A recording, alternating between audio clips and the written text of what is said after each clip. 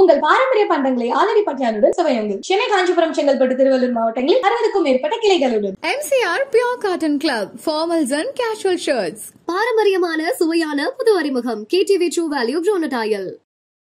காரை பார்க் பண்ணிருக்காரு. அந்த கார்ல ஒரு பர்ஸ்ல வந்து 2500 ரூபாய் பணமும் 9 பவுன் நகையும் இருந்ததாக அந்த அம்மா சொல்றாங்க. ஒருவேளை காக்னிசன்ஸ் அஃபென்ஸா இருந்ததுன்னா இமீடியட்டா கம்ப்ளைண்ட் எஃப்ஐஆரா மாறிடும். எஃப்ஐஆருக்கு அடுத்துதான் இன்வெஸ்டிகேஷன் அடுத்துதான் அரெஸ்ட்டுக்கு அடுத்து ரிமாண்டுக்கு அடுத்து கஸ்டடி. இதுதான் ப்ராசஸ். ஆனா இதுல எல்லாத்தையும் பைபாஸ் பண்ணிட்டு வெறும் ஒரு ஓரல் கம்ப்ளைண்ட்டை மட்டும் வச்சுட்டு அவருடைய சகோதரர் நவீன் வந்து ராம்நாட்டில் வேலை செஞ்சுட்டு வந்தார வீட்டுக்கு போயிட்டு ஒரு இல்லீகல் சர்ச்சை கண்டக்ட் பண்ணுறாங்க. எந்த ஒரு அவரை அரெஸ்ட் பண்ணாமல் ஒரு எஃப்ஐஆர் பதிவு பண்ணாமல் ஒருத்தர் வீட்டுக்குள்ளே இந்த மாதிரி ஒரு இல்லீகல் சர்ச் நடத்துறது அது இன்னொரு ஒரு குற்றம். சார் நகை இருக்குது, கோவிலோடைய அசிஸ்டன்ட் கமிஷனர் ரூமுக்கு பின்னாடி வச்சுருக்கிறேன் சார், நீங்கள் நாங்கள் கூட்டு போங்க, நான் கொடுத்துட்றேன்ற. அங்கேயும் இவர் வந்து தாக்கப்பட்டிருக்கிறாரு. கொடூரமாக தாக்கப்பட்டவுடனே மோஷன் போயிட்டார். சம்மந்தப்பட்டவங்களுடைய அந்த கிராமத்துக்கு அருகில் இருக்கிற ஒரு திருமண மண்டபத்தில் அந்த ஊர் கிராம மக்களை கூட்டி வச்சு பேரம் பேசுகிறாங்க. அந்த 50 லட்ச ரூபா பேரம் கொல்லப்பட்டது. இது எல்லாம் வந்து வேற ஏதோ ஒரு அழுத்தங்கள் இருக்குதோ. ஸோ இது எல்லாம் எதை காட்டுதுன்னா வந்து இவங்க வந்து சாட்சிகளை அழிக்கிறதுலையும் நடந்த குற்றத்தில் மறைக்கிறதுலையும் பாதிக்கப்பட்ட தரப்பை வந்து மௌனிகளை ஆக்குறதுலையும் தான் இவங்க வேலைகள் தொடர்ச்சியாக நடந்து. ஒரு மன அழுத்தத்தில் ஒரு எம்பிஏவோ ஒரு எம்எல்ஏவோ ஒரு அரசியலில் குறைந்தபட்சம் ஒரு வட்ட செயலாளரை வச்சு நம்ம ஒரு கை நீட்டி அடிப்போமா? நவீன் கொடுக்கக்கூடிய தகவல் என்னவா இருக்குதுன்னா, அண்ணன் வந்து தண்ணி கேட்டாரு, தண்ணி கேட்ட உடனே பக்கத்துல இருந்து மிளகாத்தூள் கொண்டு வந்து தண்ணியில கரைச்சு ப்ரீகன்சீவ்ட் நோஷன், ஒரு முன் கருத்து நிலையோடு அணுகி இவர்தான் குற்றம் செய்தவர், இவரை அடிச்சாவது ஒத்துக்க வச்சிடலாம், வேற வழியே இல்லை, இவர் மட்டும்தான் இருப்பாருன்ற ஒரு அந்த முன் கருத்து நிலை எடுத்ததுக்கான காரணம் இவங்க எந்த ஒரு வழிகாட்டு நெறிமுறைகளையும் பின்பற்றுறது தான். உங்களுக்கு பெனிக் ஜெயராஜ் வழக்குல என்ன நடந்ததோ அதுதான். கெலாட்டா வாய்ஸ் நேயர்களுக்கு வணக்கம். இன்னைக்கு நம்ம கூட அட்வொகேட் மோகன் அவர்கள் இருக்காங்க. வணக்கம் சார். வணக்கம் சார். இந்த சிவகங்கை மாவட்டத்தை சேர்ந்த அஜித்குமார் ஒரு கோவில்ல செக்யூரிட்டியா வேலை செஞ்சிருக்காரு. விசாரணையின் பேர்ல கூட்டிட்டு போயிட்டு அவர் அடிச்சு கொடூரமா கொலை பண்ணியிருக்காங்க சார். இந்த 6 கான்ஸ்டேபிள் இப்போ வந்து நீதிமன்ற காவலில் வச்சிருக்காங்க. இந்த சம்பவத்தை பத்தி சொல்லுங்க. அதாவது 27ஆம் தேதி அன்னைக்கு வந்து ஒரு வயதான அம்மாவும் அவங்க மகளும் வந்து நீங்க சொல்லக்கூடிய அந்த கோவில்ல இந்து அறநிலையத்துறை கீழே இயங்கக்கூடிய அந்த கோவிலுக்கு தரிசனத்துக்கு போயிருக்காங்க. அப்ப அந்த அம்மா வயது முதிர்ந்த அம்மாவுக்கு இந்த சக்கரை நாரக்காயெல்லாம் கொடுத்து உதவி செஞ்சவர் தான் அந்த இறந்து போன காவலர். அப்போ அந்த உதவி செஞ்ச காவலர்கிட்ட இந்த காரையும் கொஞ்சம் விட்டுடுப்பான்னு கேட்குறாங்க. காரை அவர் ஓட்ட தெரியாதனால மற்ற ஒரு 2 பேரை வந்து உதவிக்கு வச்சுட்டு காரை பார்க் பண்ணியிருக்காரு. அந்த காரில் ஒரு பர்ஸில் வந்து 2500 ரூபா பணமும் 9 பவுன் நகையும் இருந்ததாக அந்த அம்மா சொல்கிறாங்க. அது காணாமல் போயிடுச்சு. அது அந்த அந்த காணாமல் போன தொடர்பாக போயிட்டு திருபுவனம் காவல் நிலையத்தில் வந்து ஓரலாக ஒரு கம்ப்ளைண்ட் ஒன்று கொடுக்குறாங்க. இங்க புரிஞ்சுக்கணும், ரிட்டன் கம்ப்ளைண்ட் கிடையாது, ஓரல் கம்ப்ளைண்ட். ஆய்வாளர் ரமேஷ் கிட்ட தான் வந்து அந்த ஓரல் கம்ப்ளைண்ட்டை கொடுக்குறாங்க. அவங்க காலையிலேயே வந்து ஒரு ஸ்கேன் சென்டருக்கும் போயிருக்கிறாங்க. ஸ்கேன் சென்டர் போயிட்டு அங்கதான் இதை கழட்ட வேண்டிய தேவை ஏற்பட்டிருக்கு. அப்ப அந்த விஷயங்களுக்குள்ள அவர் போகல அந்த ஆய்வாளர். மாறா என்ன பண்றாரு, அந்த கோவில் நிர்வாகத்துக்குள்ள கண்ணன்றவருக்கு ஃபோன் செஞ்சு இந்த மாதிரி ஒரு ஓரல் கம்ப்ளைண்ட் வந்திருக்கு, நீங்க அந்த காவலாளியை மட்டும் வாட்ச்மேனை மட்டும் கொஞ்சம் கூட்டுவாங்க. அறநிலையத்துறை கட்டுப்பாடுல ஒரு தற்காலிக பணியாளர் தான், அரசு பணியாளர்கள் கூட்டு வந்து அவரை விசாரிக்கிறாங்க. விசாரிச்சு உடனே அனுப்புறாங்க. பிறகு அந்த கண்ணை நாங்க வந்து ஒரு சின்ன ப்ரெஸ் மீட் கொடுத்ததாக ஒரு தகவல் வருது. அதன் பிறகு உடனே மறுபடியும் வந்து பிரச்சனை வேற மாதிரி போகுதுன்னா அந்த இன்ஸ்பெக்டர் என்ன பண்றாரு, அனுப்பிச்ச பையனை மறுபடியும் அவங்க கூப்பிட்டு அன்னைக்கு வந்து கன்சர்ன்ட் எஸ்ஐ வந்து இஸ் ஆன் லீவ், அவர் வந்து லீவ்ல இருந்திருக்கிறாரு. அதனால வந்து deputy superintendent of police Madappuram டிஎஸ்பியினுடைய துணை சிறப்பு காவல் படையினரோட ஸ்பெஷல் டீமை வச்சு இன்வெஸ்டிகேட் பண்ண சொல்றாரு. ஒரு ஹெட் கான்ஸ்டபிள் தலைமையில இந்த இன்வெஸ்டிகேஷன் சட்டப்படி ஒரு இந்த மாதிரியான ஒரு காக்னிசன்ஸ் அஃபென்ஸ்ல ஒரு ஐஓவா இருக்கக்கூடிய குறைந்தது ஒரு எஸ்ஐயா இருக்கணும். ஆனா வந்து ஒரு ஹெட் கான்ஸ்டபிளை வச்சு நல்ல புரிஞ்சு ரிட்டன் கம்ப்ளைண்ட் கிடையாது, ஒரு கிரைம் கம்ப்ளைண்ட் சிஎஸ்ஆர் ஆகும். சிஎஸ்ஆர் இன்வெஸ்டிகேஷன் அடிப்படையில் அந்த ஒரு ப்ரிலிம் இன்வெஸ்டிகேஷன் அடிப்படை அது எஃப்ஐஆர் ஆகும். ஒருவேளை காக்னிசன்ஸ் அஃபென்ஸா இருந்ததுன்னா இமீடியட்டா கம்ப்ளைண்ட் எஃப்ஐஆரா மாறிடும். எஃப்ஐஆருக்கு அடுத்து தான் இன்வெஸ்டிகேஷன் அடுத்து தான் அரெஸ்ட்டுக்கு அடுத்து ரிமாண்டுக்கு அடுத்து கஸ்டடி. இதுதான் ப்ராசஸ். ஆனா இதுல எல்லாத்தையும் பைபாஸ் பண்ணிட்டு வெறும் ஒரு ஓரல் கம்ப்ளைண்ட்டை மட்டும் வச்சுட்டு இவரை வந்து அந்த ஸ்பெஷல் டீம் கிட்ட ஹேண்ட் ஓவர் பண்ணி ஓரல் கம்ப்ளைண்ட்டுக்கே டிஎஸ்பியோட ஸ்பெஷல் டீம் வந்து விசாரிக்க இது பண்றாங்க. அதுக்கப்புறம் அவங்க வந்து ஒரு 3 இடத்துல வச்சு அந்த நபரை வந்து விசாரணைக்கு உட்படுத்துறாங்க. குறிப்பா சொல்லணும்னா சிச்சாச்சேரி அந்த ஏரி ஓரம், அப்புறம் ஒரு ஆதிதிராவிட மாணவர் விடுதிக்கு பின்னாடி, ஒரு பேருந்து பஸ் டிப்போக்கு பின்னாடி, அங்க 3 இடத்துல வச்சு அவரை கொடூரமா தாக்குறாங்க. இதன் இடையில 27ஆம் தேதி நைட்டே அவருடைய சகோதரர் நவீன் வந்து ராம்நாட்டில் வேலை செஞ்சுட்டு வந்தவரை வீட்டுக்கு போயிட்டு ஒரு இல்லீகல் சர்ச்சை கண்டக்ட் பண்ணுறாங்க. காக்னிசன்ஸ் அஃபென்ஸில் நீங்கள் அக்யூஸ்டை தேடி இந்த மாதிரியான சர்ச் பண்ணலாமான்னு கேட்டால் பண்ணலாம். ஆனால் இந்த மாதிரியான எந்த ஒரு அவரை அரெஸ்ட் பண்ணாமல் ஒரு எஃப்ஐஆர் பதிவு பண்ணாமல் ஒருத்தர் வீட்டுக்குள்ளே இந்த மாதிரி ஒரு இல்லீகல் சர்ச் நடத்துறது அது இன்னொரு ஒரு குற்றம். ஆனால் இல்லீகல் சர்ச் நடத்தி அவர் தம்பி நவீனை செக்யூர் பண்ணுறாங்க. அப்புறம் அந்த 2 நபர்கள் அந்த கைது அவங்களையும் செக்யூர் பண்ணி எல்லாரையும் ஒரே இடத்துல போட்டு அடிக்கிறாங்க. ஒரு கட்டத்தில் வந்து இந்த 3 இடத்துலையும் வந்து மாறி மாறி எந்த ஒரு கத்துனா கேட்க கூட ஆள் இல்லாத இடத்துல வச்சு அடிச்சதுனால அந்த இடத்துல வந்து இந்த இவரு நம்ம அஜித்குமார் என்ன யோசிக்கிறாருன்னா, நம்ம வந்து இந்த இடத்துல நமக்கு உயிருக்கு பாதுகாப்பு இல்லை, நம்ம அந்த கோவில் பகுதிக்கு இவங்களை கூட்டு போயிடுவோம். சமயோஜிதமா என்ன யோசிக்கிறாரு, சார் நகை இருக்கு, கோவிலோடைய அசிஸ்டன்ட் கமிஷனர் ரூமுக்கு பின்னாடி வச்சிருக்கிறேன் சார், நீங்க அங்க கூட்டு போங்க, நான் கொடுத்துட்றேன்ற. அங்க போயிட்ட பிறகு என்ன ஆகுது, உண்மையை சொல்லிடுறாரு. நீங்க என்ன பயங்கரமா அடிச்சிங்க, நான் செத்துருவேன்ற பயம் எனக்கு வந்து என்ன ஆகுமோன்னு தெரியல, அதனால தான் நான் இப்படி ஒரு பொய்யை சொல்லிட்டேன்ற. இந்த தகவல்கள்லாம் திரட்டினது யாருன்னு பார்த்தீங்கன்னா பியூசி, மதுரை மாவட்ட பியூசியில் அவங்க அறிக்கையில விரிவா இதை பத்தி கொடுத்துருக்காங்க. அப்புறம் அது பிறகு வந்து அங்கேயும் தாக்கப்பட்டிருக்கிறதா அந்த அறிக்கை சொல்லு. அங்கேயும் இவர் வந்து தாக்கப்பட்டிருக்கிறாரு, கொடூரமா தாக்கப்பட்ட உடனே மோஷன் போயிட்டாரு. அதுக்கப்புறம் என்ன பண்றாரு, அந்த 6 காவலர்கள் இருந்தாங்க பாத்தீங்களா, அவங்க எதுவுமே அவருக்கு வந்து உதவி பண்ணாம மாறா அந்த கோவில்ல இருக்கக்கூடியவங்களே வந்து அந்த நிர்வாகிகள், அந்த அறநிலையத்துறை அதிகாரிகள் வந்து அவரை வந்து ஒரு பாஸ்கரன்ற ஒரு தனியார் மருத்துவர்கிட்ட கொண்டு போறாங்க. அவரு நான் பார்க்க மாட்டேன்னு மறுத்துறாரு. கஸ்டடி டார்ச்சரா இருக்குங்க, நான் பார்க்க கூடாது, நீங்க வந்து ஒரு அரசு மருத்துவமனை கூட்டு போயிடுங்கன்னு சொன்னதுன்னு தெரியல, திருபுவனம் அரசு மருத்துவமனை கூட்டு போறாங்க. அங்க அஜித் வந்து இறந்துட்டதாக சொல்றாங்க. இங்கே ஒரு மெடிக்கல் ஆபீசரா அந்த திருபுவனம் ஜிஹெச் கூட ப்ராப்பரா அவங்க வேலையை செய்யலன்றதுதான் நம்மளுக்கு கிடைக்கக்கூடிய தகவலா இருக்கு. ஏன்னா ஒரு இறந்த உடல் வருது, உடல்ல அத்தனை காயங்கள், ஏன்னா இன்கொஸ்ட் பண்ணிருப்பாங்க, பின்ன விசாரணை பண்ணிப்பாங்க. நீங்க உடற்கூறாய்வு என்பது வேறு, பிரேத விசாரணை என்பது வேறு. பிரேத விசாரணை பண்ணியிருக்கணும், இது யார் பண்ணா, என்ன பண்ணியிருக்காங்க, என்ன ஆயிருக்குன்றத ஒரு முதல் இதுவா பண்ணி அவங்களே கூட அதை வந்து இனிஷியேட் பண்ணியிருக்கலாம். ஆனா அவங்க பண்ணல, பாடியை எடுத்துட்டு போங்கன்றாங்க. இதுக்கப்புறம் தான் எஸ்பி வந்து சீனுக்கு வந்து பாடியை வந்து மதுரை ராஜாஜி அரசு பொது மருத்துவமனைக்கு அனுப்புறாங்க. அங்கதான் அட்டாப்சி நடக்கும். ஏன்னா இங்க வந்து அது பொலிட்டிசைஸ் ஆயிடக்கூடாதுன்ற காரணம் கூட இருக்கலாம். அப்போ அதை மறைக்கதான் கிட்டத்தட்ட பாக்குறாங்க. இதுல நம்ம ஏன் வந்து சம்பந்தப்பட்டதான் அந்த ஸ்பெஷல் டீம் தானேங்க, நீங்க ஏன் வந்து டிஎஸ்பி, இன்ஸ்பெக்டர், எஸ்பி வரைக்கும் ஏன் இதுல தொடர்பு படுத்துறீங்கன்னு நிறைய பேர் வந்து கேள்வி எழுப்புறாங்க. இதுல வந்து இன்ஸ்பெக்டர் வந்து அவர் பொறுப்பை வந்து சரிவர செய்யலாம். இடைப்பட்ட அந்த கம்ப்ளைண்ட் என்ன பண்றாங்கன்னா, ஓரல் கம்ப்ளைண்டா அங்க வந்து வேற ஒரு வழக்குக்காக வந்து ஒரு வழக்கறிஞரை வச்சு ஒரு ரிட்டன் கம்ப்ளைண்ட்டை எழுதுறாங்க. இது இடைப்பட்ட டைம்ல இதுவும் நடக்குது. அதுக்கப்புறம் வந்து இந்த டிஎஸ்பி என்ன பண்றாரு, மடப்புறம் டிஎஸ்பி திமுகவுடைய ஒன்றிய சேர்மனை வச்சுக்கிட்டு ஒரு நாடார் உறவின் முறைன்னு ஒரு திருமண மண்டபம், அந்த சம்பந்தப்பட்டவங்களுடைய அந்த கிராமத்துக்கு அருகில் இருக்கிற ஒரு திருமண மண்டபத்துல அந்த ஊர் கிராம மக்களை கூட்டி வச்சு பேரம் பேசுறாங்க. பேரம் பேசி 50 லட்ச ரூபா பேரம் பேசப்படுது, அரசு வேலை எல்லாம் வாங்கி தரன்ற மாதிரி ஒரு பொய் வாக்குறுதி. ஒரு பையனோட உயிர் போயிருக்கு, அது முக்கியம் இல்ல, அந்த நியூஸை மறைக்கிறதுக்கு இவ்வளவு விஷயங்களும் நடக்கும். இதனாலதான் நம்ம சொல்றோம், அப்ப இந்த இனிஷியேட்டிவ் எடுத்த டிஎஸ்பியை கூட நீங்க வந்து ப்ராசிக்யூட் பண்ணணும், அவரையும் கைது பண்ணணும், ஏன்னா அவருடைய ஸ்பெஷல் டீம் தான். அதுக்கப்புறம் இந்த மாதிரியான விஷயங்கள் நடக்குது. 50 லட்ச ரூபாய் பேரம் பேசப்படுது. திமுக கொடி போட்ட கார்ல கூட்டிட்டு போக முற்பட்டு இருக்கிறாங்க. அதுக்கப்புறம் மக்கள் போராட்டம் பண்ணி இது பண்ணிருக்காங்க. இதுக்கு அடுத்து சைமல்டேனியஸா 196(2) BNSS ப்ரொசீடிங் ஆரம்பிச்சிச்சு. அது என்னன்னா வந்து இந்த மாதிரியான லாக்அப் டெத்ல வந்து, இது லாக்அப் டெத் கிடையாது, இல்லீகல் கஸ்டடி. இல்லீகல் கஸ்டடியில ஒரு மர்டர், அதுக்கு வந்து ஆனா 196 ப்ரொசீடிங்ஸ் ஆரம்பிக்கிறாங்க. மேஜிஸ்ட்ரேட் விசாரணை பண்றாரு. அவர் எடுத்த உடனே எங்க போறாருன்னா ஸ்டேஷனுக்கு தான் போறாரு. ஏன் போனாருன்னு தெரியல, நான் அவருக்கு உள்நோக்கம் கற்பிக்க விரும்பல, இருந்தாலும் அது ஏன் நடந்தது, இல்ல சம்பவம் நடந்ததுக்கு தான் அவர் போனோம். இல்ல நடந்தது 3 இடங்கள், கடைசியா 3 இடங்கள் சம்பந்தப்பட்ட கோர்ட் அதிகாரிகள் கூட வந்து போலீஸுக்கு கிளர்க்ஸ் கூட வந்து அங்க போகல, அவங்க எல்லாருமே லீவுக்கு போயிட்டாங்க. வேற ஒரு ஊர்ல இருந்து கோர்ட் அதிகாரிகளை கூட்டு போட்டாங்க. பீப்புள் வாட்சினுடைய வழக்கறிஞர் ஹென்றி தீப்பேன்னு சொல்லக்கூடிய தகவலா இருக்கு. இப்ப இது கூட வந்து நம்மளுக்கு பல சந்தேகங்களை வளர்க்குது. அந்த 50 லட்ச ரூபாய் பேரம், கொல்லப்பட்டது, இது எல்லாம் வந்து வேற ஏதோ ஒரு அழுத்தங்கள் இருக்குதோ. எஸ்பி என்ன பண்றாரு, எஸ்பி தலைமையிலான போலீஸ் வந்து அங்க மக்களை மிரட்டி இருக்கிறாங்க சாட்சி சொல்லக்கூடாதுன்னு. இது இல்லாம 29ஆம் தேதி அந்த கோவிலுக்கு போய் எஸ்பி டீம் போய் அந்த கோவில இருக்கிற அத்தனை சிசிடிவி ஃபுட்டேஜ், டிவிஆர் உட்பட செக்யூர் பண்ணியிருக்கிறதாக இன்னொரு தகவலும் வருது. இது வந்து ரொம்ப நம்பகத்தகுந்த தகவலா வருது.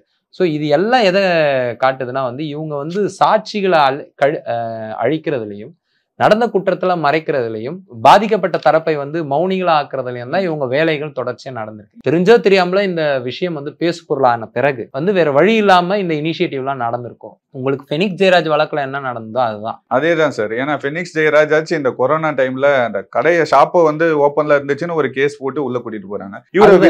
இவருக்கு வந்து ஒரு அரெஸ்ட் மெமோ கிடையாது. ஏன் அரெஸ்ட் மெமோ வரைக்கும் கூட போக வேண்டாம். நம்ம ஒரு கம்ப்ளைண்டே இல்ல, ரிட்டன் கம்ப்ளைண்ட் கூட இல்ல. நீங்க உச்சநீதிமன்றம் மிக தெளிவா சொல்லுது. DK Basu versus state of west பெங்காலா இருக்கட்டும், அருணேஷ்குமார் வெர்சஸ் ஸ்டேட் ஆஃப் பீகாரா இருக்கட்டும், Sitender Antil versus state of சிபிஐயா இருக்கட்டும், இந்த எல்லா வழக்குலையும் அரெஸ்ட் எப்படி பண்ணணும் எல்லாத்துலயும் அப்கிரேட் ஆயிட்டே வருது. ஒரு அரெஸ்ட்டை நீங்க எப்படி பண்ணணும், ஏன் இதுல வந்து கன்சர்ன்ட் அப்பெலட் கோர்ட் கூட ரொம்ப கன்சர்ன்டா இருக்குன்னா, இந்த அரெஸ்ட் வந்து நீங்க வந்து அரெஸ்ட்டுக்கு முன்னாடி நீங்க இல்லீகலா நிறைய விஷயம் பண்றீங்க, இதுக்கு ஒரு கடிவாளம் இதை பண்ணலைன்னா வந்து கண்டெம்ட் ஆஃப் கோர்ட் இது எல்லாம் பண்ணணும்ன்றதுக்கு தான் அவ்வளவு சொல்றாங்க. ஏன் கிரவுண்ட்ஸ் ஆஃப் அரெஸ்ட் தரணும்னு சொல்றாங்க? கிரவுண்ட்ஸ் ஆஃப் அரெஸ்ட் தரணும்னா நீ வேலை செஞ்சாதான் உன்னால கிரவுண்ட்ஸ் ஆஃப் அரெஸ்டே எடுக்க முடியும். நீங்க உதாரணத்துக்கு இப்போ ஒருத்தர் இருக்கிறார், ஒரு சம்பந்தப்பட்ட நபர் இருக்காரு, நீங்க ஒருத்தர் மேல புகார் சொல்றீங்க, நான் அந்த புகாரை விசாரிக்கணும், விசாரிச்சு என்னென்ன அடிப்படை முகாந்திரம் இருக்குன்னு நான் கண்டறியணும். கண்டறிஞ்ச பிறகு அந்த காரணங்களை பட்டியலிட்டுட்டு அவருக்கு எழுத்துப்பூர்வமா கொடுத்துட்டு அதுக்கப்புறம் தான் அவரை கைது பண்ணணும். இந்த ப்ராசஸ் பண்ணும்போது நீங்க வந்து ஒரு முன் கருத்து நிலைக்கு போக மாட்டீங்க. இப்ப இந்த வழக்குல என்ன நடந்திருக்குன்னா, ஒரு ப்ரீ கன்சீவ்ட் நோஷன், ஒரு முன் கருத்து நிலையோடு அணுகி இவர்தான் குற்றம் செய்தவர், இவரை அடிச்சாவது ஒத்துக்க வச்சிடலாம், வேற வழியே இல்லை, இவர் மட்டும்தான் இருப்பாருன்ற ஒரு அந்த முன் கருத்து நிலை எடுத்ததுக்கான காரணம் இவங்க எந்த ஒரு வழிகாட்டு நெறிமுறைகளையும் பின்பற்றுறதுதான். சட்டப்படி ஒரு பேசிக்கான ஒரு ஆமா. நீங்க ஒருவேளை இப்ப வந்து உதாரணத்துக்கு எடுத்துக்கீங்களா, இப்போ ஒரு ரிட்டன் கம்ப்ளைண்ட் வாங்கி ஒரு எஃப்ஐஆர் பதிவு பண்ணி ப்ராப்பரா அவருக்கு 35(3) நோட்டீஸ் கொடுத்து அவர் ப்ராப்பரா இன்வெஸ்டிகேட் பண்ணி அவர் சொல்றதும் ஃபீல்டுல இருக்கதோ ஒன்னா இருக்குதான்னு ஒப்புப்படுத்தி பார்த்து, சரி இல்ல அப்படி இல்லைன்னா மற்ற விட்னஸை 179ல சம்மன் பண்ணி அவங்கள விசாரிச்சு அதுக்கப்புறம் இருக்கிற காரணங்களா கிரவுண்ட்ஸ் ஆஃப் அரெஸ்ட் போட்டிருந்தா இதுக்கு வேலை செய்யணும் சார், வேலை செய்யணும். இந்த வேலை செய்யறதுக்கு வந்து முடியாம தான் வந்து இவங்க வந்து எனக்கு மன அழுத்தம், எனக்கு வந்து மன அழுத்தம்னா இந்த மாதிரி ஒருத்தவங்களை போட்டு அடிச்சு கொல்றதுதான் உங்களுக்கு ரிலாக்ஸா இருக்கு. இங்க வந்து பொதுமக்களோட கேள்வி இருக்கு. மன அழுத்தத்துல ஒரு மருத்துவர் இதே மாதிரியான பண்ணாருன்னா என்ன ஆகுறது? மன அழுத்தத்துல ஒரு அரசு ஊழியர் இந்த மாதிரி பண்ணாருன்னா என்ன ஆகுறது? மன அழுத்தத்துல ஒரு போக்குவரத்து ஊழியர் இந்த மாதிரி பண்ணாருன்னா என்ன ஆகுறது? அப்ப நம்ம நிலைமையை யோசிப்பாங்க. அப்ப மீண்டும் மீண்டும் காவல்துறை இந்த மாதிரி எக்ஸ்ட்ரா ஜுடிஷியல் கில்லிங்ஸ் அப்போ போதெல்லாம் அவங்களுக்கு சப்போர்ட் பண்ற விதமா மன அழுத்தம்ன்ற காரணம் ஏத்துக்க முடியாது. ஒரு மன அழுத்தத்துல ஒரு எம்பிஏவோ ஒரு எம்எல்ஏவோ ஒரு அரசியல்ல குறைந்தபட்சம் ஒரு வட்ட செயலாளரை வச்சு நம்ம ஒரு கை நீட்டி அடிப்போமா? மாட்டோம்ல. அப்ப இந்த இடத்துல நம்ம கேட்க வேண்டிய கேள்வி, சட்டமும் மீறப்பட்டிருக்கு, சட்டம் மீறப்பட்ட போதும் சட்டப்பூர்வமா இவங்க பாதுகாக்கவும் படுறாங்க. இல்ல சார், இவங்களை அரெஸ்ட் பண்றீங்க, சரி ஒரு விசாரணையில கூட்டிட்டு போறீங்க, விசாரணை கூட்டிட்டு போன ஸ்டேஷனுக்கு தான் சார் கூட்டிட்டு போகணும். இவங்க ஏன் சார் இவங்க தனிப்பட்ட முறையில வந்து இங்க தோட்டத்துக்கோ இங்க கூட்டிட்டு போய் அடிக்கிறதுக்கு என்ன ரைட்ஸ் இருக்கு? கூட்டிட்டு போக கூடாது, உரிமை கிடையாது. சம்பந்தப்பட்ட ஒருவேளை அக்கரன்ஸ் நீங்க ஃபர்ஸ்ட் கைது பண்ணிட்டு அவர் ரிமாண்டுக்கு தான் நீங்க கூட்டு போகணும். அப்படியே இருந்தாலும் இப்ப இந்த மாதிரி கொட்டடி கொலைகளின் போது வந்து எல்லா நேரங்களிலும் நடக்கிற விஷயம் என்னவா இருக்குன்னா, கைதே வந்து சட்டவிரோதமா இருக்கும். இப்போ ஒருவேளை நீங்க உதாரணத்துக்கு யோசிச்சு பாருங்களேன், அஜித்குமார் மேல எதனா ஒரு முன்னாடி ஒரு வழக்கு இருந்திருந்தா எஸ்பி வந்து மீடியாவை என்ன சந்திச்சிருப்பானா, அவர் மேல ஏற்கனவே முன்னாடி வழக்கு இருந்தது, எல்லாருமே இப்போ பிரஸ் மீட் கொடுத்திருப்பாங்க, அவரு முன்னாள் குற்றவாளிங்க. அப்ப அப்படி பண்ணி அப்ப முன்னாள் குற்றவாளினா நீங்க கொலை பண்ணலாமா? இப்ப கூட என்ன பண்றாங்கன்னா, என்ன பேசு பொருளாகுதுன்னா, நகை வந்து திருட்டு பத்தி அவர் திருடி இருந்தா கூட அப்படி பேசக்கூடாது. திருடி இருந்தாலும் அவர் கொல்லப்பட்டிருக்கூடாது. திருடியே இருக்கட்டும் சார், திருடி இருந்தா நீங்க சட்டப்படி என்ன நடவடிக்கை எடுக்கணுமோ அதை எடுத்துக்கணும். அடிச்சு கொல்றதுக்கு யார் ரைட்ஸ் கொடுக்குறது?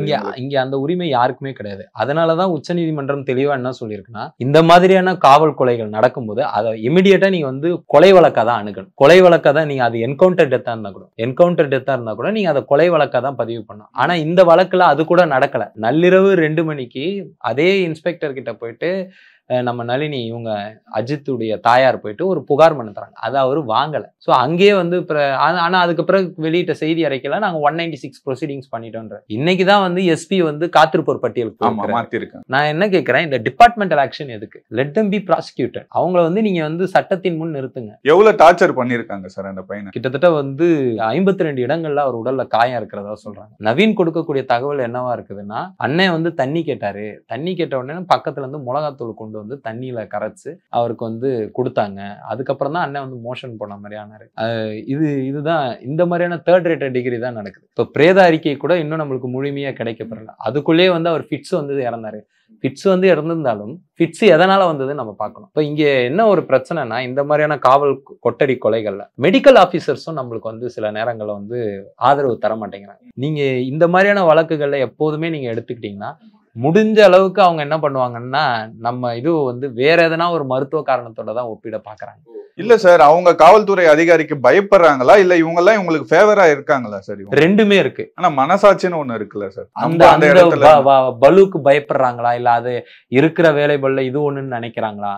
ஆனா இன்னொன்னு என்ன நடக்குதுன்னா, போலீஸ்க்கு இன்ஃப்ளூயன்ஸ் ஆகுறாங்க. நீதிமன்ற நடுவர்களே ஆகும்போது சாதாரண மருத்துவர்கள் அவங்க என்ன பண்ண முடியும்? ஒரு சாதாரணமான ஃபேமிலி சார், ஒரு செக்யூரிட்டி வேலைக்கு போற 27 வயசு பையன், அந்த குடும்பத்தை நினைச்சு பார்க்கணும். நீங்க எல்லாம் கஸ்டடி டார்ச்சர்லயும் பிரதர், உங்களுக்கு வந்து சாதாரணமான குடும்பங்கள் தான் வந்து கொலை செய்யப்படும். அதுலயும் குறிப்பா பாத்தீங்கன்னா சாதி பின்புலம்ன்றது வந்து இங்க ரொம்ப முக்கியம். நீங்க 100 கஸ்டடி டார்ச்சர் நடக்குதுன்னா அதுல 90% அட்டர்னி சாதியை சேர்ந்தவங்களா இருப்பாங்க, சிறுபான்மை சமூகத்தவர்களா இருப்பாங்க. மீதி 10% தான் இந்த மாதிரி பிற்படுத்தப்பட்ட வகுப்புல ஏழைகளா இருப்பாங்க. ஸோ இதுவும் ஒரு பெரிய இது. இப்ப நீங்க இன்னொன்னு பார்க்கலாம், இந்த மாதிரியான காவல் அதிகாரிகள் கடைசியில காப்பாத்துறது எதுவா இருக்குன்னா சாதியும் அதிகாரமா இருக்கு. இந்த கடந்த 4 வருஷத்துல 24 பேர் இந்த மாதிரி இறந்திருக்கிறதா 33 கொலைகள், 33 கஸ்டடி டெத். பீப்புள்ஸ் வாட்ச் அறிக்கையின்படி 33 கஸ்டடி டெத். நீதிமன்றத்துல பதிவு செய்யப்பட்ட தகவல் வந்து தவறானது. அவங்க சொல்லக்கூடிய தகவல் 33ன்னு சொல்றாங்க. 33 பேர் இறந்து போயிருக்காங்க. இவங்க மேல வந்து என்ன அதிகபட்ச நடவடிக்கைனா என்ன எடுத்திருக்காங்க? எல்லார் மேலேயும் வந்து மர்டர் கேஸ் இனிஷியேட் பண்ணி ட்ரையல் நடத்திருக்கணும். நீங்க ஃபெனிக்ஸ் ஜெயராஜ்ல மட்டும்தான் 5 வருஷமா அவங்க வெளில வராம இருக்காங்க. இந்த 33வது கொலையில 5 பேர் போயிருக்கிறாங்க. ஆனால் 32 கொலையில என்ன நடந்தது? ஒண்ணுமே நடக்கல. மக்கள் மத்தியிலே என்ன பிரச்சனைனா வந்து இந்த என்கவுண்டர்ஸை குளோரிஃபை பண்ற ஒரு போக்கம் இருக்கு. வழுக்கி விழுறத வந்து ரசிக்கிற போக்கம் வந்து நம்ம கிட்ட இருக்கு.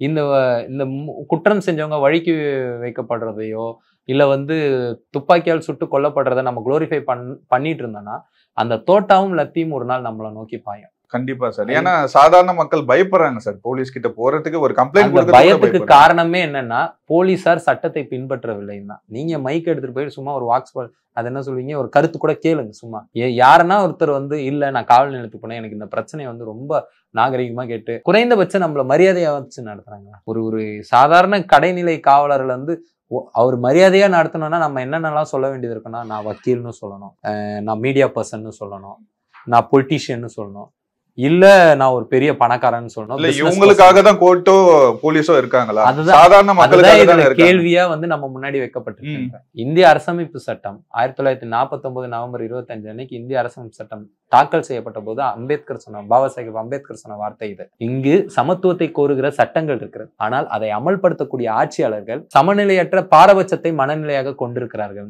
இன்னைக்கு அந்த ஆதிக்க மனநிலை இருக்கு பாத்தீங்களா, அது வந்து இந்த சமத்துவமான சட்டங்களை மதிக்க மாட்டேங்குது. நீங்க சட்டம் பேசினாலே முதல்ல யாருக்கு கோவம் வருதுன்னா போலீஸ்காரங்களுக்கு தான் கோவம் வருது. யாரோ ஒருத்தர் அக்யூஸ்ட் ஆக்கணும், இவனுக்கு மட்டும்தான் வந்து ஒரு ப்ராப்பர் ஒரு அசம்ஷன் இருக்கு, ஒரு சந்தேகம் இருக்கு, இவனை பிடிப்போம், 10 அடி அடிப்போம், ஒத்துக்கலைன்னா ஒத்துக்க வைப்போம். இதுதான் இந்த வழக்குல நடந்தது. பெரும்பாலான வழக்குல இதுதான். குற்றவாளிகளே கிடைக்கலன்னா யாரனா ஒருத்தரை பிடிக்கிறது, அவருடைய ஒரு மாதிரியான ஆங்கிள போட்டோ பத்திரிகையில விடுறது, நம்மளும் எந்த ஒரு இதுவுமே இல்லாம வெறும் செய்தியை நம்பி மட்டுமே முன்கருத்தினுடைய இவர் தான் குற்றவாளின்னு நிரூபிச்சார். இதை வந்து நம்ப வைக்கிறாங்க, நம்மளையுமே நம்ப வைக்கிறாங்க. இதை ஒரு பக்கம் அரசியலாக்குறாங்க இல்லையா சார்? 2 ஆட்சியிலுமே இது நடந்திருக்கு. 2 ஆட்சி. இப்ப உதாரணத்துக்கு ஃபெனிக்ஸ் ஜெயராஜ் வழக்குல அந்த வழக்கை வந்து முன்னகர்த்தி ஐநா வரைக்கும் கொண்டு போனது வந்து திராவிட முன்னேற்ற கழகம். ஆனா வந்து இன்னைக்கு அவங்க ஆட்சிக்கு வந்த பிறகு என்ன, ஜெய்பீம் படம் பார்த்து கண்ணீர் வடிச்சேன்னாரு. அது எல்லா அரசியல் தலைவர்களும் அவங்க அறிக்கையில குறிப்பிடுறாங்க. நான் இன்னொரு விஷயத்த சொல்றேன்.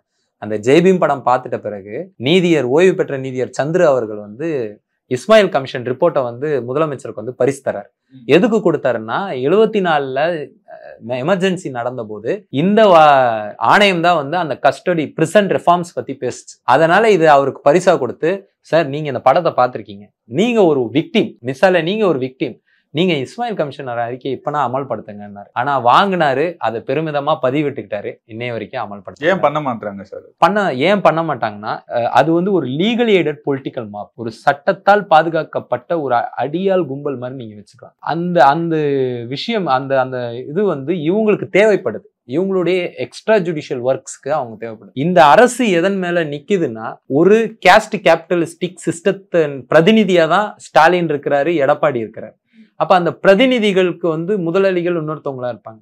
அப்ப அவங்க செய்யக்கூடிய ஆட்சிக்கு அந்த ஆட்சி சுமூகமாக நடப்பதற்கு, அந்த முதலாளிகளுக்கான ஆட்சியை நடத்துவதற்கு இந்த போலீஸ் தேவைப்படுது. அப்ப இந்த போலீஸ் தேவைப்படுதுன்னும் போது இந்த போலீஸ்க்கு கட்டற்ற அதிகாரம் தர வேண்டியதா அவங்களுக்கு ஒரு நிர்பந்தமா இருக்கு. இந்த சிஸ்டத்தை தொடருவதற்கு அந்த போலீஸ்க்கு வந்து கட்டற்ற அதிகாரம் தர வேண்டியதா இருக்கு. ஒருவேளை இந்த மாதிரியான ரெஃபார்ம்ஸ் போட்டு அவங்களுடைய அந்த இது பண்ணிட்டோம்னா அவங்களுக்கு தேவையான நேரத்துல இவங்களை அவங்களுக்கு ஏற்றாற் போல பயன்படுத்த முடியாது. அந்த காரணத்துக்காக தான் இந்த ரெஃபார்ம்ஸை செய்ய போலீஸ் ரெஃபார்ம் செய்யும். நீங்க போலீஸ் ரெஃபார்ம்னா போலீஸ்க்கு லீவ் தரதோ, அவங்களுக்கு சம்பளத்தை உயர்த்தி தரதோ, அவங்களுக்கு வந்து குவார்டர்ஸ் கட்டி தரதோ கிடையாது. மாறா போலீஸ் ரெஃபார்ம் என்பது எப்படி போலீஸ் பப்ளிக் ரிலேஷன்ஷிப்பை நீங்க எப்படி உண்மையிலேயே அந்த நண்பர்ன்ற ரிலேஷன்ஷிப்பை எப்படி வந்து இன் எக்ஸிஸ்டன்ஸ் வந்து கொண்டு வர போறீங்கன்றதுலதான் இருக்கு. அந்த ரெஃபார்ம்ஸை பண்ண இவங்க முன் வர மாட்டாங்க. இப்போ இந்த அஜித் குமார் ஒரு அப்பாவியை கொண்டு இருக்காங்க, இப்ப 5 பேரை கைது பண்ணிருக்காங்க இல்லையா சார்? இந்த கேஸை எப்படி கொண்டு போவாங்க? இதுக்கு அடுத்து என்ன நடக்கும்? இப்ப வந்து குற்ற வழக்கு பதிவு பண்ணியிருக்காங்க, சிபிசிஐடிக்கு மாற்றப்பட்டிருக்கதாக ஒரு தகவல் வருது. அதுக்கடுத்து இது வந்து கொலை வழக்கா பதிவு செய்யப்பட்டு விசாரணை நடக்கும். விசாரணை நடந்து தண்டனை கிடைக்கணும். ஆனால் கெடுவாய்ப்பா நம்மளுக்கு என்ன ஒரு முன்னுதாரணங்கள் இருக்குன்னா 32 வழக்குகள்ல எந்த ஒரு நடவடிக்கைகளும் எடுக்கப்படல. இப்பதான் விக்னேஷ் வழக்கு SCST நீதிமன்றத்துல வந்து நடந்துட்டு இருக்கு. அதுலயும் வந்து போதிய முன்னேற்றங்கள் இல்லை. ஃபெனிக்ஸ் ஜெயராஜ் வழக்கு 52 சாட்சிகள் விசாரிக்கப்பட்டு 5 வருஷமா கிடப்புல இருக்கு. இதுலயும் அப்படி நடந்துடுமோன்ற ஐயம் தான் ஏற்படுது. இல்ல சார், இந்த கேஸ்ல வந்து இவங்க தான் 5 பேர் தான் குற்றவாளியை நிரூபிக்கப்பட்டா அதிகபட்ச தண்டனை என்ன கொடுப்பாங்க? ஆயுள் தண்டனை தான் கொடுக்கணும். ஏன்னா கொலை வழக்கா எடுத்தா ஆயுள் தண்டனை தான் கொடுக்கணும். அதை தாண்டி இந்த வழக்குல நம்ம முக்கியமா இன்னொரு சொல்லக்கூடிய ஒரு விஷயம் என்னன்னா, SP, DSP, இன்ஸ்பெக்டர் இவங்க 3 ஒரு கூட்டு சதி பண்ணியிருக்காங்க. சாட்சியை கலைக்க முற்பட்டு இருக்கிறாங்க. பேரம் பேசி, குறிப்பா DSP பேரம் பேசியிருக்கிறாரு. SP வந்து சிலரை போய் மிரட்டினதாக ஒரு தகவல் வருது. ஸோ இன்ஸ்பெக்டர் வந்து ப்ராப்பரா ஒரு இனிஷியல் ஸ்டேஜ்ல பண்ணல. ஸோ இந்த 3 பேரையும் கூட வந்து இந்த வழக்குல வந்து கைது பண்ணாதான் அடுத்து எப்படி கள்ளக்குறிச்சி கள்ளச்சாராயம் சம்பவம் நடந்த போது ஒட்டுமொத்த அந்த குழுவையே வந்து தூக்கி அடிச்சு அது ஒரு பெரிய பதட்டத்தை உண்டாக்கியதோ காவலர்கள் மத்தியில. எப்ப இதை வந்து சீரியஸா பாக்குறாங்க, இன்டாலரண்டா இருக்கிறாங்க கவர்மெண்ட் அப்படின்னு சொன்னாங்களோ, இதுலயும் அது நடக்கணும். இல்லைன்னா இந்த அரசு தொடர்ச்சியா பொம்மை அரசு, அதிகாரிகளின் ஆட்சின்ற விமர்சனத்துக்கு தான் ஆளாகும். பார்க்கலாம் சார் இந்த கேஸை எப்படி கொண்டு போறாங்கன்னு. ரொம்ப நன்றி சார், நிறைய விஷயங்கள் சொன்னீங்க. உங்கள் பாரம்பரிய பண்டங்களை ஆலடி பட்டியானுடன் சுவையுங்கள். சென்னை, காஞ்சிபுரம், செங்கல்பட்டு, திருவள்ளூர் மாவட்டங்களில் 60க்கும் மேற்பட்ட கிளைகளுடன் MCR Pure Cotton Club, formals and casual shirts. பாரம்பரியமான சுவையான புது அறிமுகம் KTV True Value Jonatile.